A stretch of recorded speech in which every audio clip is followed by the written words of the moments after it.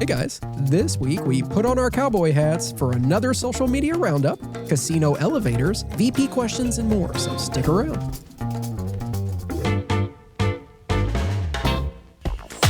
Welcome to the Crap Vegas podcast. Vegas, here we come. Vegas! Here are your hosts, Chris and Josh. Hello everyone, and welcome to episode number 94 of the Crap Vegas podcast. I am Chris, he is Josh, and holy cow, we're only 6 away from the big 100. We are, and I don't even want to think about episode 100 yet because we got to get Rick lined up to be a guest on it. This is also one of our temporal vortex shows, Chris, but it only is for half. So we're not going to do the sound this week because you're not in Vegas, but I will be in Vegas by the time the show Josh. releases. It's F1 weekend. Are you excited? I'm very excited. Chris, I don't know about you, but when a lot of people think this, I think, but the anticipation of Vegas is really almost more fun than being there. It's like, what am I going to do the moment the plane lands? Sure, all that kind of stuff. It used to be when I wasn't trying to be in better shape, I would plan like, what snacks am I going to bring?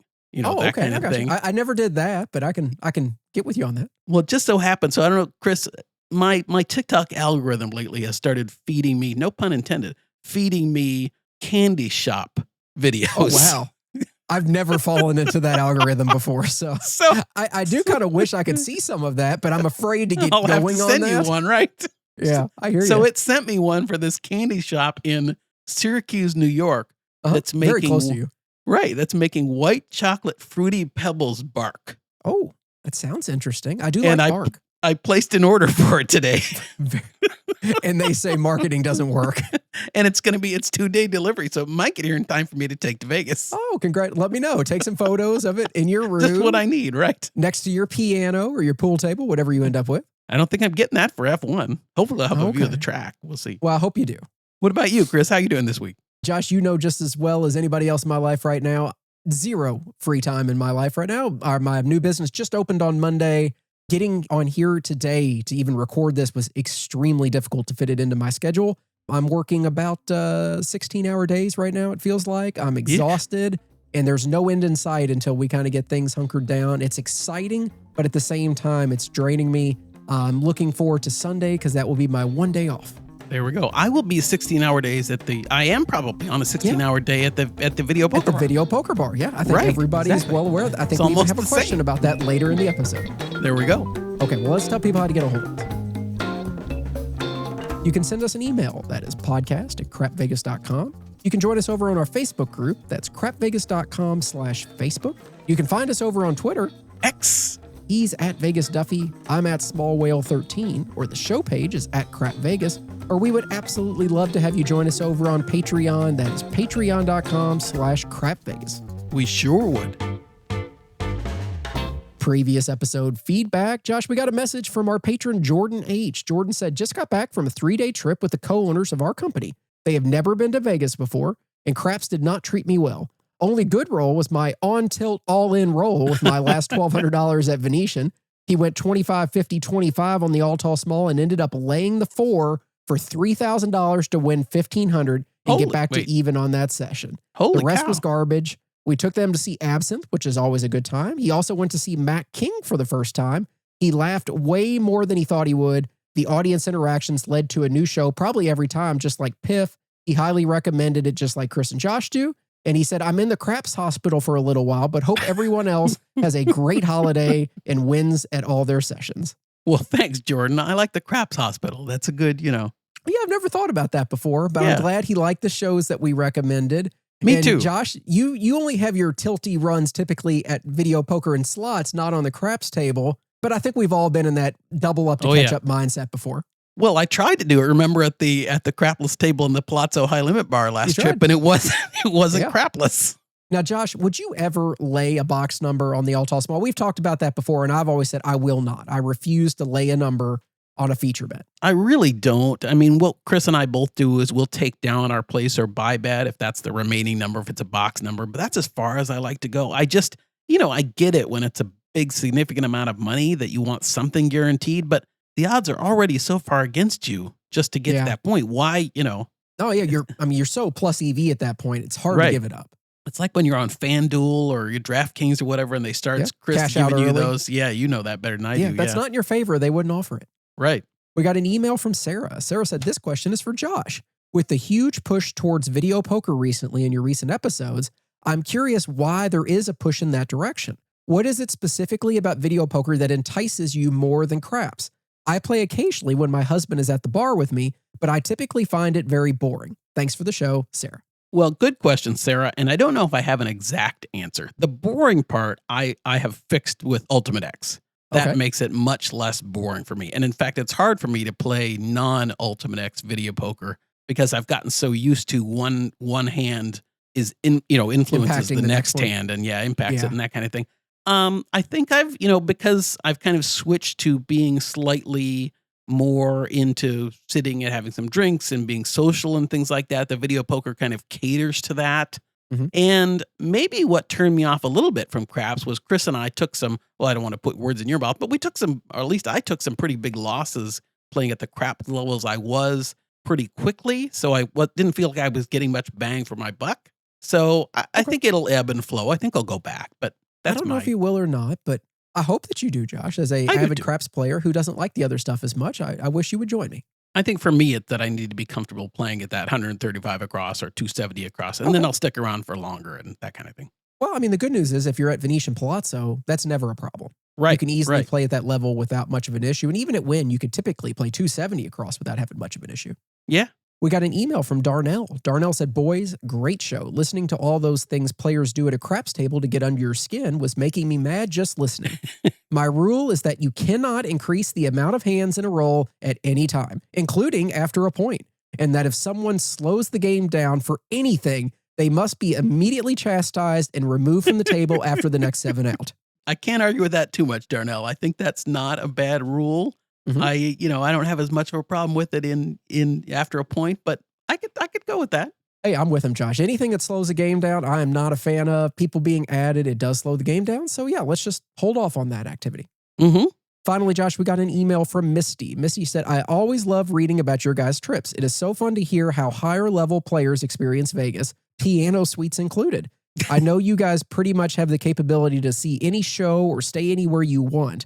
But what is the next big thing on your bucket list in Vegas? For me, it is limo transportation from the airport. I've paid for it before, but I've never been offered by a property, and it is something I would really like to experience.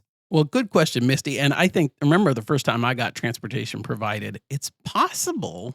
I don't really think so, but it's actually kind of possible it was the rolls at Wynn. I probably had transportation a few times before, but I remember that one being, holy cow, I got a Rolls Royce and, from Wynn. I remember the first time. It was amazing. Yeah. Let's see. I'm trying to think of, Chris, can you think of what your next big, I still haven't had the pool table yet. So I had karaoke room, and piano. Josh, it's kind of sad, but there's really nothing on the Vegas side that I'm like, oh, this is my next big thing I want to check off. Because I feel like I'm at a plateau right now. Yeah. Where I know where I am as a player. I've got everything that I know I could possibly get at this level as a player, from suites to food to tickets and stuff like that.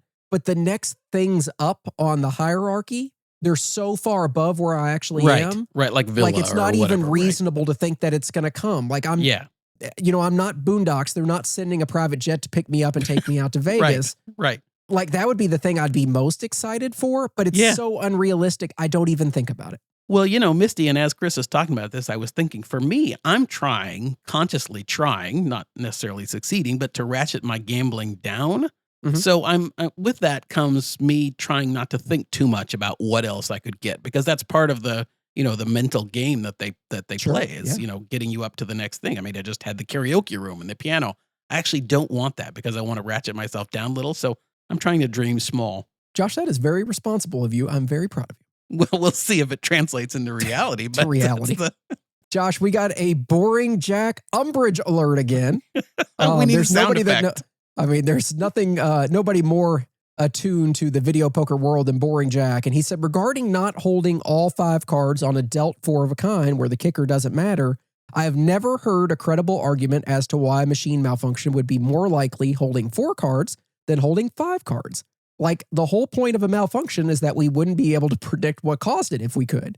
They would just fix that. I've also just literally never heard of one of these machines malfunctioning in any sort of way relevant like this. So, Josh, he's saying it doesn't matter. Do whatever the hell you want to do. I think that's probably true, but I also kind of just maybe it's the whole superstition thing, kind of, if you have whatever it is made, why take any chances that anything would happen, I guess? Yeah. No, I mean, I agree. You It know? kind of eliminates any, like if you have 4 6s with an ace, it doesn't pay any better, but why take the chance of drawing and somehow a 5th 6 comes out? Right. Or just, I mean, I agree with what Jack's saying. Like, I don't I get think, it too. yeah, but it's kind of just don't mess with whatever it is. Now, although I did mess with it when I had it, but That's true. yeah. Thanks, Jack. Thanks for all the feedback this week, guys. Okay, Josh, as we mentioned at the very top of the episode, it's a social media roundup.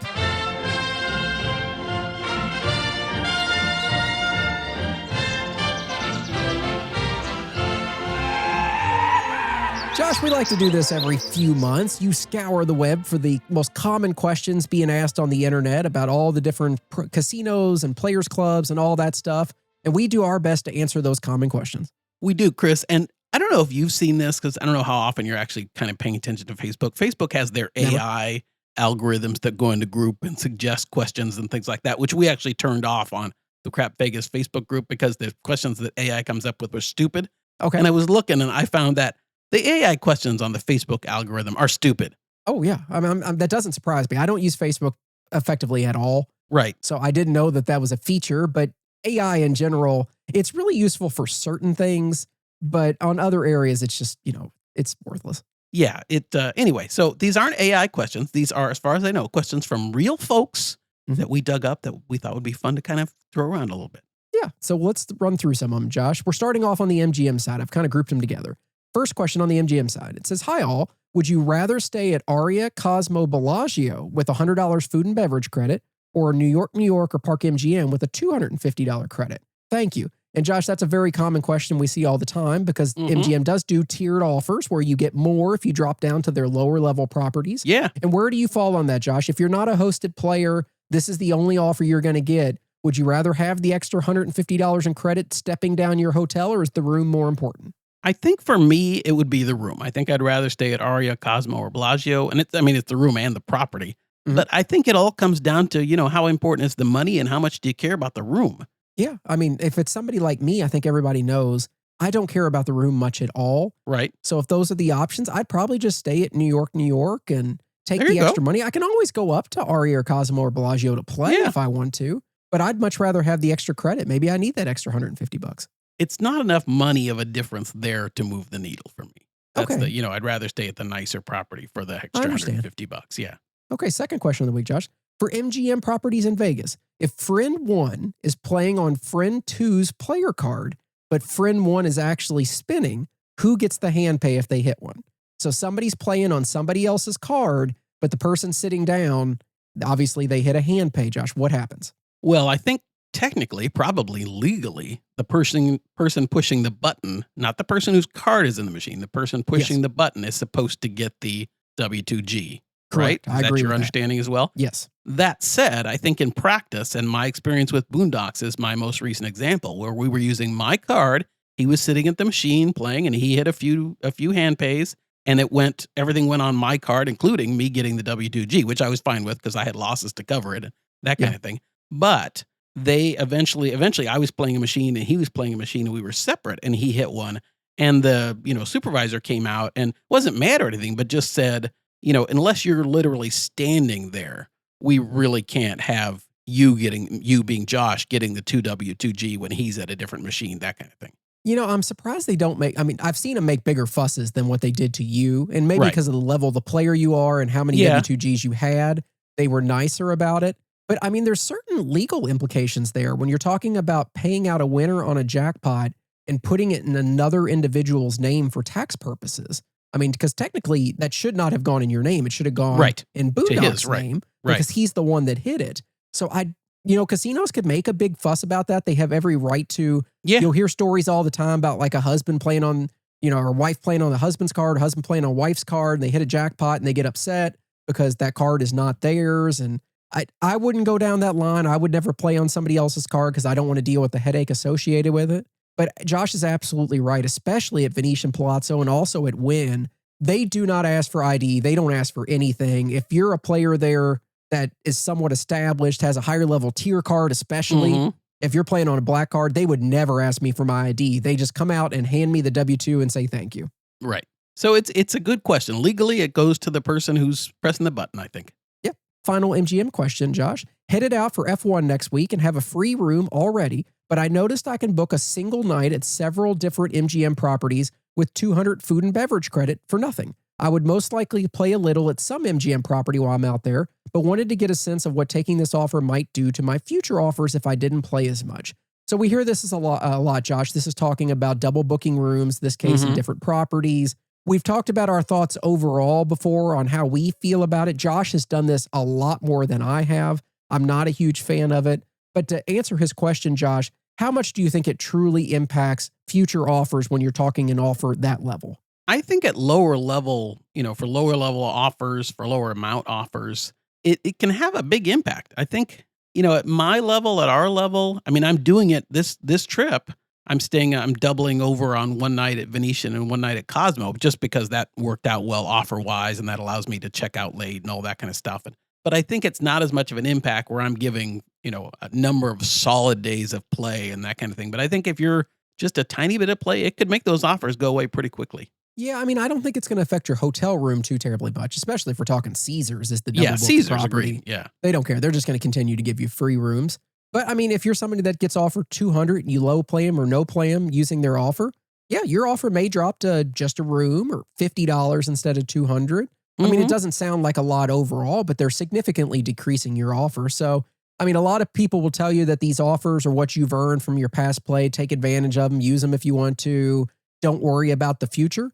Right. You hear that a lot. But if that is a place that you want to have significant action in the future at, I would just be careful with that because you don't want to impact your future visits. Yeah, I agree. Okay, Josh, jumping over to the Wynn side. It says, I'm a frequent visitor to Wynn. I go about once every 2 to 3 months. His usual comps are 3 nights, any day of the week, $600 in resort credit, Tower Suite King. Boy, this sounds pretty darn familiar. I play blackjack, baccarat, ultimate, 4-card, and craps, but most of my action is on the blackjack table. He said he averages 4 to 8 hours a day, $800 average per hand, 2 nights. Here are his questions. He said, I play mostly 2 hands at $400 a hand. That's how he gets to the 800, I guess. Does the pit boss see this as an overall average of $800? Essentially, will 2 hands at 400 be calculated in terms of comps the same way as 1 hand at 800? Well, Chris, you're the blackjack expert, but I would say off the top of my head that it should be 800. Whether or not you actually get rated that way probably depends on how much people are paying attention and that kind of thing, but it should be 8, right? It should be. I mean, there's no reason for them to discount it. They have the edge on both hands. There's no benefit to playing 2 hands instead of 1. Right. I mean, you see players that do that all the time, Josh, because like, well, 1 hand will win, 1 will lose. I'll push more often. That is absolutely not the case mathematically. You're just going to lose twice as much playing 2 different hands. Right. So you should get rated at that. But I will tell you, I had some floor supervisors back in the day, if I was playing multiple hands for a while, that if I was playing, say, 2 hands at 100, my rating would be closer to like 125 or 150. They wouldn't give me full credit because I was splitting up my action. I was more likely to push, which again is BS. Right. There are some dumb floor supervisors that may believe that. So I don't think you're ever going to get more than the 800, but there always is a chance that they could put you below. Last trip, he earned 15,000 tier credits, which at Wynn is a pretty decent amount. Yeah, that's a good trip. He estimated his Theo loss was 6,000. Assuming they comp back 30%, which we've talked about in the past, every place is different on what they'll give you in comps on the back end based off Theo. But he said, assuming that they'll comp back 30%, that would be about $1,800. Since I just had a Tower King room for 2 nights and $600 in resort credit, would I have any available back end comps at the end of the trip I could use? I would think so. I mean, it's all discretionary. It's all going to be how much they want to, but it is. But you got to keep in mind that Wynn does put ridiculous pricing on those rooms. That's very true. So that Tower Suite King, it may not seem like something, but that room could be $700 or $800 from a rack rate perspective. I don't know how much they're actually hitting you for. Honestly, I would say if you're getting $600 in 2 nights and your Theo loss is only $6,000, I don't think they're going to give you too terribly much on the back end, other than maybe just some random food and stuff that went over and above what they offered.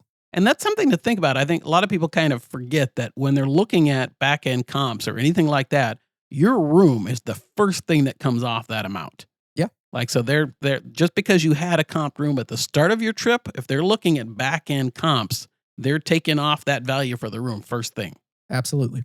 Next, Josh, he said, would a host use any unused back end comps from a previous trip for rooms or suite upgrades on the next trip? And my general answer to that is always no. They don't care if you didn't utilize all the comps that you probably had coming to you on the past trip. That is going to have no effect on future comps. I agree, but I also think that if you have a long-time relationship with the property, with the host, but particularly with the property, they will certainly, I think, look at the fact that you played at this level last time and you only, or when I say last time, last few trips, whatever, and you only used 30% of the comps you could have had. They might be more inclined to do something for your next trip kind of because of that, but I don't think they're really looking at the dollars as much. I mean, I think it would have to be a host that you have a really good relationship with and he wants to do like a one-time special thing for you. Yeah. But in general, Josh, I mean, it is always my opinion, and from what I understand, that all of us just have a number on a screen in front of them on what we're truly worth on the back end. Mm-hmm. And so whether we use that amount or not each time we go really doesn't change anything. They're not like accruing all the benefits that we haven't used and putting in a bucket that we can just pull from in the future. So you may get a little luck in that area, but I would never expect anything. If I go and I don't eat any food on this trip, I always have a large amount of resort credit for food and stuff that I never use. I don't go to the spot whenever. I never use it all. And that has never had an effect where the next trip they're like, oh, Chris, you didn't use this time. I'm going to, jump you up to the nicest suite we have this time because you had so much extra sitting around. Now, on the other hand, I mean, when I had the karaoke room, piano room, I had a huge losing trip the trip before. And so I think that my host was like, she didn't look at the dollars probably, but she did get approval for me to have that room based on, Josh gambled a lot. He lost a lot. We're going to give him this trip. He may or may not play that much. So I think there was more of an informal look at that for me. See, I would just think it's just the fact that your Theo loss went up significantly as a result of that trip because of the amount that you played. Right. So it's not really that she's like, oh, I didn't give as much last time. I can give extra this time. It's more so you actually increased your value to the casino significantly. She wants to reward you for that. Right. And now if you slow played them or didn't give as much as you did last time, that will drop right back down to what you're used to. Which is very true. Yeah. So you're probably right. Okay. And the last win thing is, can you request some bottles of alcohol to the room before my check-in, like a Grey Goose? And this can apply to any casino. It's not specific to Wynn. Absolutely. If you have a host, reach out. You can ask for whatever you want. I don't, because I've had, honestly, Josh, my Cosmo host used to do this all the time. She'd put a bottle of bourbon in my room.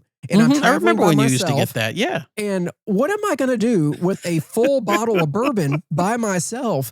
I mean, even if I took one or two drinks out of it, I mean, I can't touch it.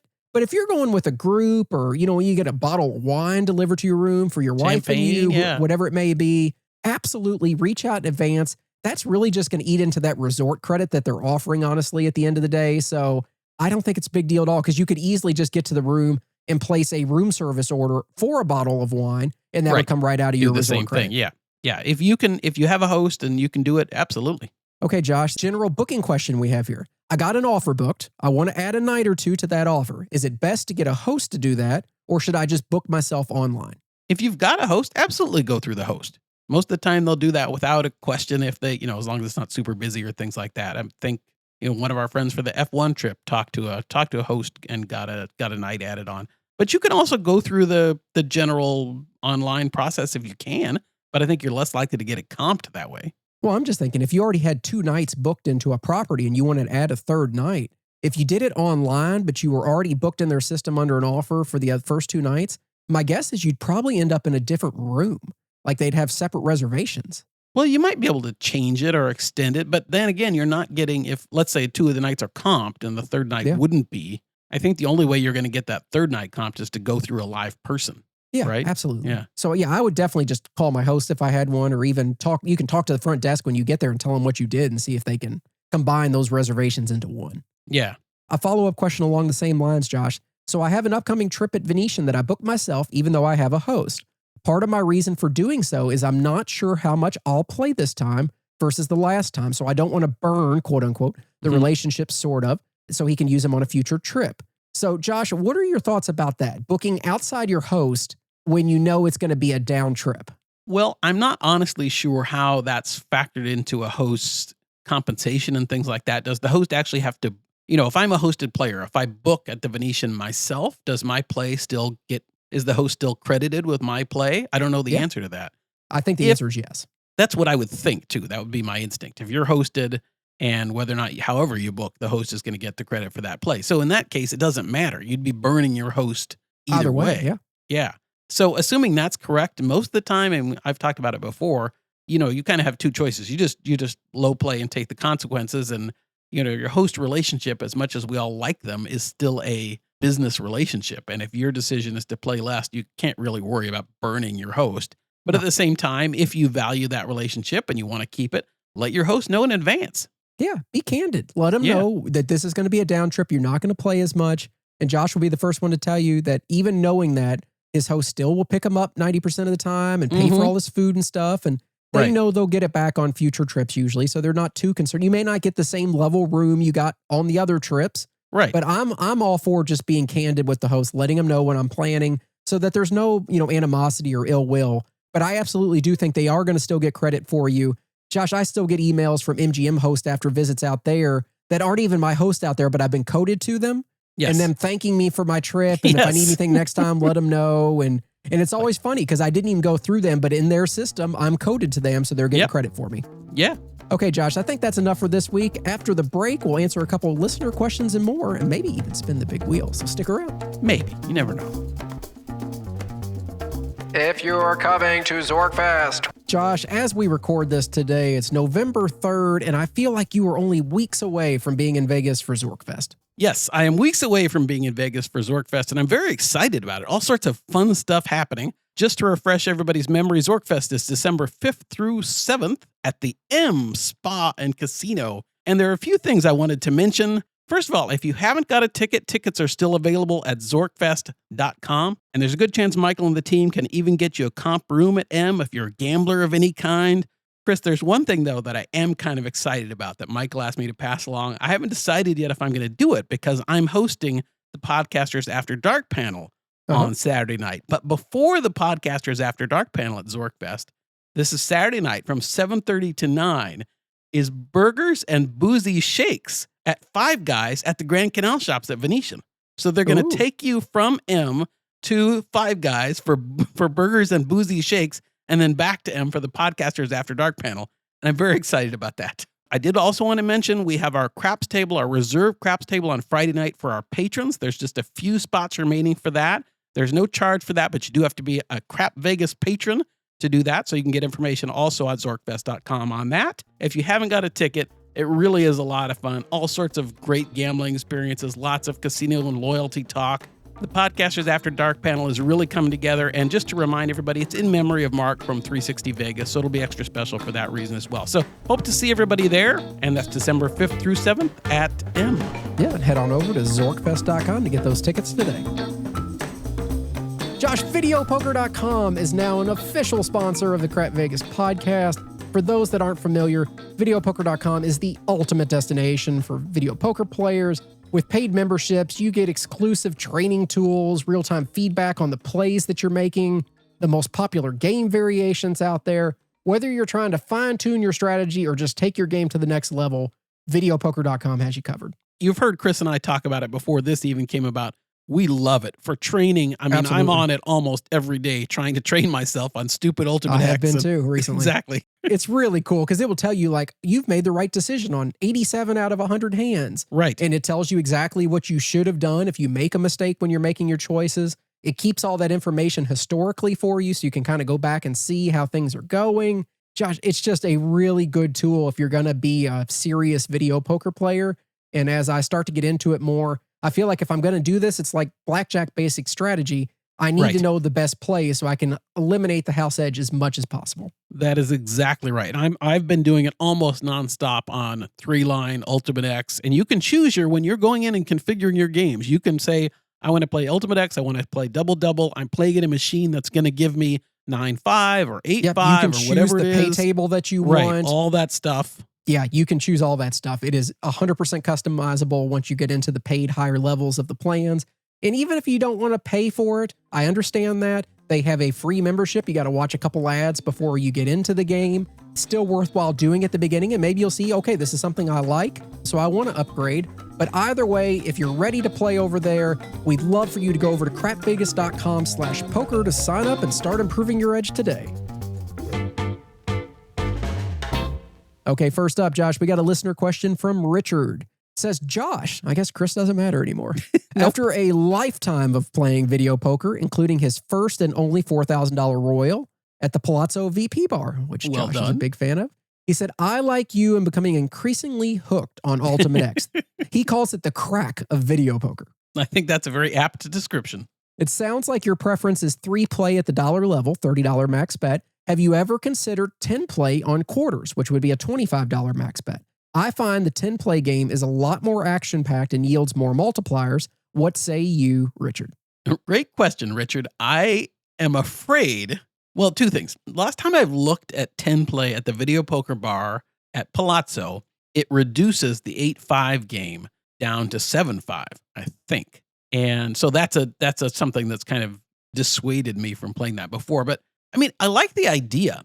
I worry for me about the fact that I would then start to sneak up from quarters to 50 cents, that kind of thing. And I would get hooked on, you're right, the action of 10 play. And I worry, just kind of knowing myself, that if I start doing that, it would lead to worse things. Ultimate X is bad enough.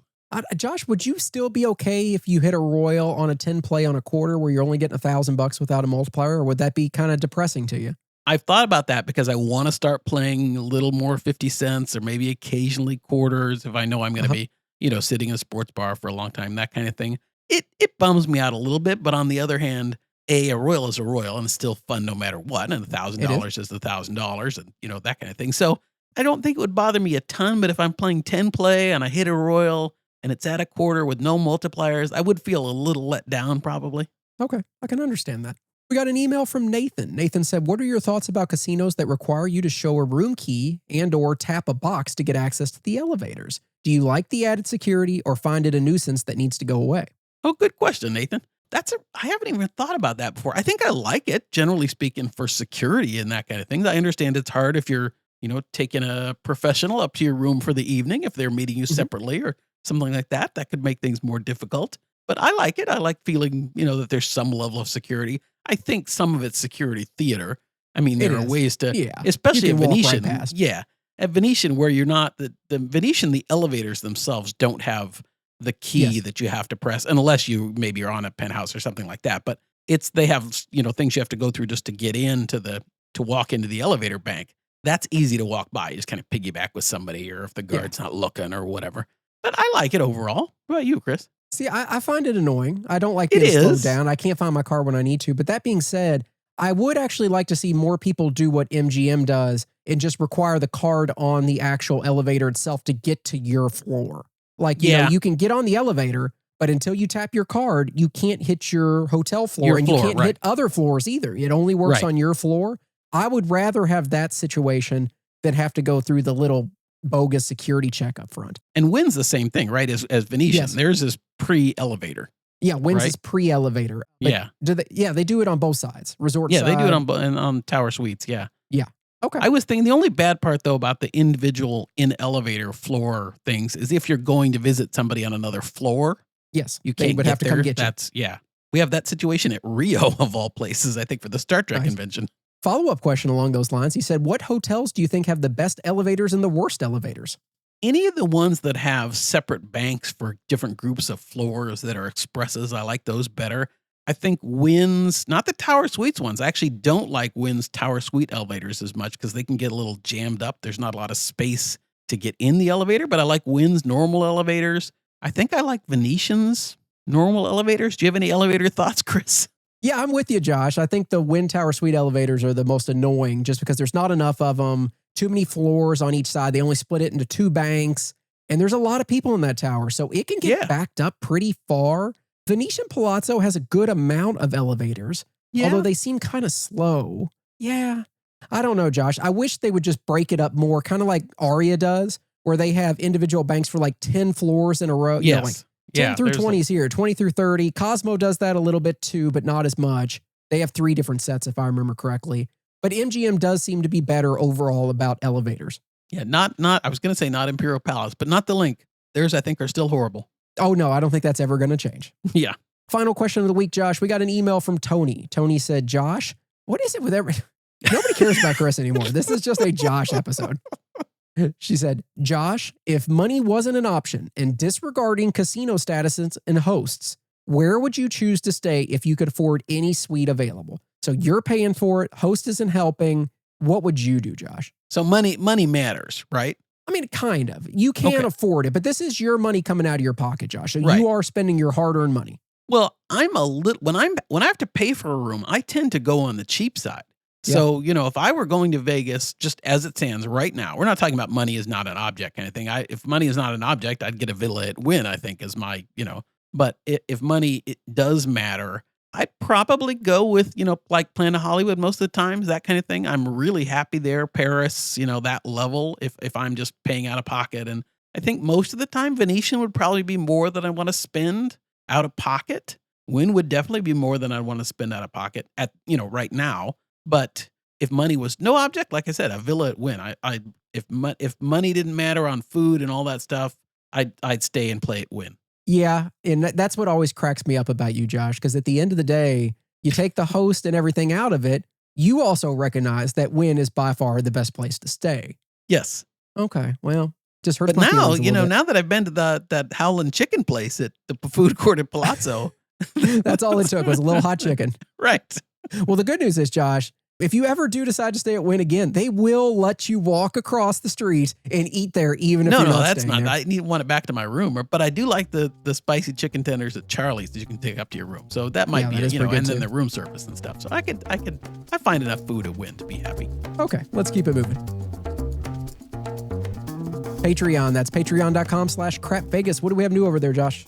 Well, we have one of our all-time hits among patrons. We have our casino earnings call that we just did this last week. We looked at the third quarter earnings calls from Caesars and MGM, and a little more of the doom and gloom, sky is falling. But rest assured, groups in the fall will help those companies out. Oh, gosh, Josh, if there is one thing I have learned from casino earnings calls is that future bookings on group sales is the one thing they will always point to, no matter how bad or good things are. It's always there. Now, it may fall apart by the time that the booking actually comes, but future bookings are always at record highs. Anyway, we have a lot of fun over on Patreon. We do shows alternating our main show, and of course, we have our Fading Crap Vegas show during football season. That's a lot of fun. We try and make it extra special over there. Chris is organizing our holiday gifts for our patrons. We really appreciate all the support. It means a lot to us, and we have a lot of fun over there. Absolutely. So a big thank you to those that signed up the past 2 weeks. That is Big Panda, Rick D, Travis B with an annual subscription. Oh, thank you, Travis. Jeff S. And a special call out, Josh, to Yo Eric and D Stack, who upgraded to a KCS membership these past couple weeks. Well, thank you, Yo Eric and D Stack. And we appreciate all of our patrons, really. It means a lot to us. Yeah, but they pay a little bit more, so we have to give them the extra special shout out. That's true. Yeah. And Josh, we're actually down to 3 entries left in our Survivor contest. Tony G, Sean, and Dwayne S. Our last 3, they're all in the money, quote unquote, now. So it'll be interesting to see who wins. Very cool. Good job, you guys. I was looking really good in Tim from the Better Life Survival Pool and thought, hey, I was going to make it to the money, and then I got thwarted. So anybody that makes it this far, I have massive props. We give massive props to. Upcoming trips. Josh, you are in Vegas right now as this episode comes out, but this isn't the only trip you're taking soon. It is not. I am in Vegas, as you said, Chris. I don't know if we talked about it. I'm going back, apparently, to Bizarre Meat. Oh. That's going to happen again. All sorts of fun. Yeah, I know you're jealous of that. Anyway, I'm in Vegas right now, and then just 2 weeks from right about this time this episode drops, I'll be back in Vegas for Zorkfest. Lots of people are going to be there. It's going to be a lot of fun. Michael has even released solo tickets to the Podcasters After Dark panel. So even if you're not officially going to Zorkfest, you can buy a ticket. I don't know how much they are. Go to zorkfest.com and buy a single ticket for the Podcasters After Dark. Yeah, probably, yeah. Okay. But it'll be a lot of fun. We got a huge group for the Podcasters After Dark panel, so it'll be a lot of fun. Nice. That will be a lot of fun. Friendly reminder, subscribe and leave a review on your favorite podcasting app and visit our merch store. That's crapvegas.com/shop. Josh, we're at the end. How about one really big wheel spin? One really big? It has to be a big wheel spin. Yeah. It's time to spin the Crap Vegas Big Wheel. Are you ready? Josh, spin the wheel.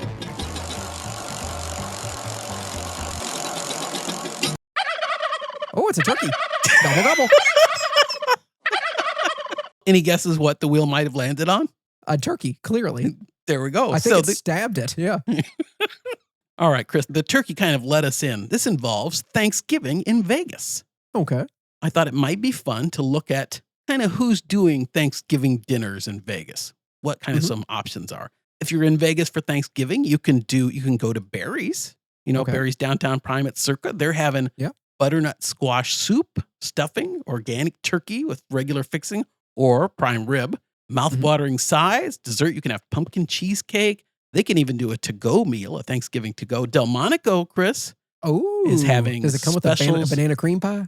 Well, let's see. They've got sweet potato ravioli with sage brown butter, Parmesan cheese, and hazelnut gremolata, and Bibb lettuce salad with pistachio-crusted goat cheese, apple rosemary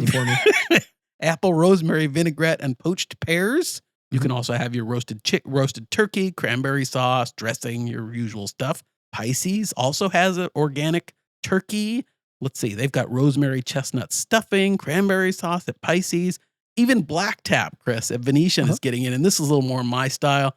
They've got turkey fried sandwiches, crispy crave-worthy twist. It says, do your Thanksgiving with a crispy crave-worthy twist. Turkey piled on a potato roll drizzled with smoky white barbecue sauce.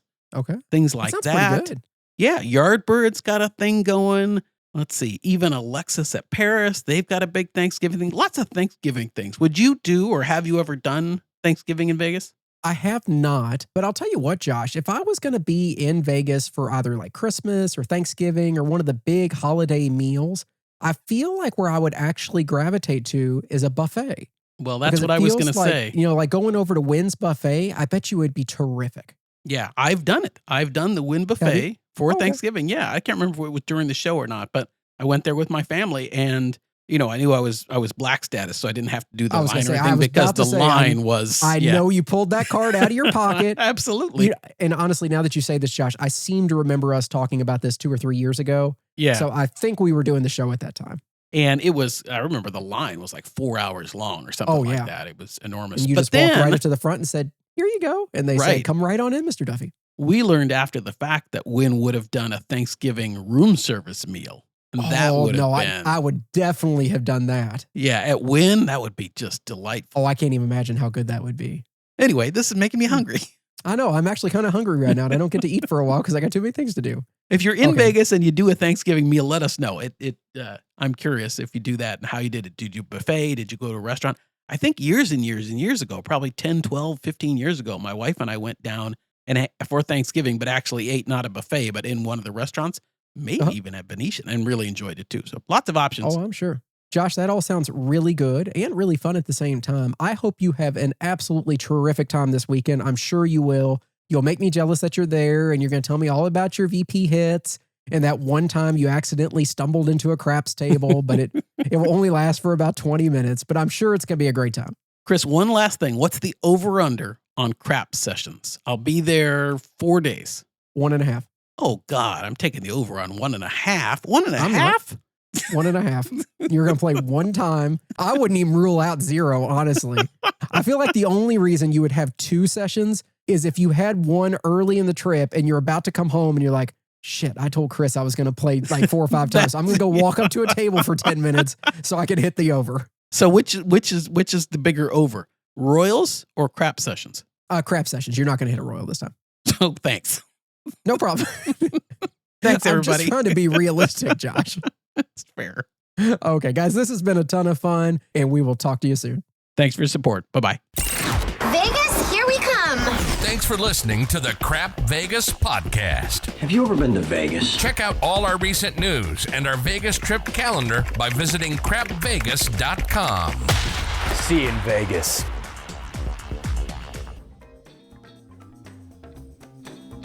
And holy cow, we're only 6 away from the big 100. It is. I mean, hang on. We are. And it is. And it is. Finally, Josh, we got a message from BJUA. No, it's not a message from. It is What a is it? BJUA. Oh, it's a boring Jack update. Umbrage alert. Oh, I forgot all about that. Richard, great. I cannot say great. Great question, Witchwood. Great question, Richard. Perfect. Perfect.